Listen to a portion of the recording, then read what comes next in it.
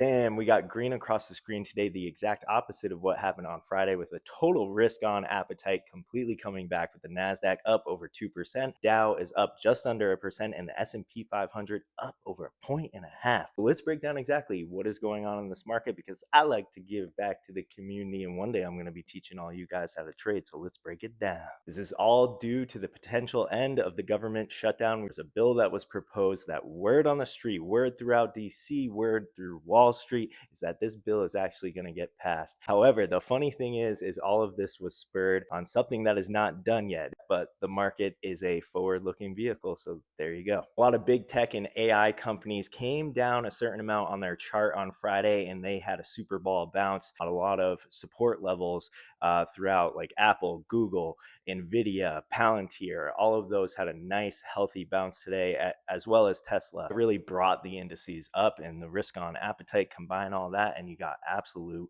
rippage. However, it's not all sunshine and rainbows. We have a lot of things playing in the background. One is a lot of economic data reports haven't come out due to the shutdown, so we'll be anxiously anticipating that after the government is back open. Other thing is tariffs. So we still don't know if the Supreme Court is going to rule against these tariffs, and traders and investors are hedging against either decision. We also have the Fed, which is in technically a rate easing cycle, and a lot of traders and investors are betting for that. They really want to see the Fed cut in December. However, that's going to be up in the air. All is data dependent, as my boy Powell says, so we'll see how that goes. As far as my own personal trades, I did scalp trade some put options on Tesla today. I took it from 447, 448 to 444, 443. Did take out some longer put options on Apple, and I did add back to my UVIX position. So I sold a bunch of UVIX on Friday because we had a spike up to over 11.5, and I definitely took some profit, but I did end up adding some back in the low nines.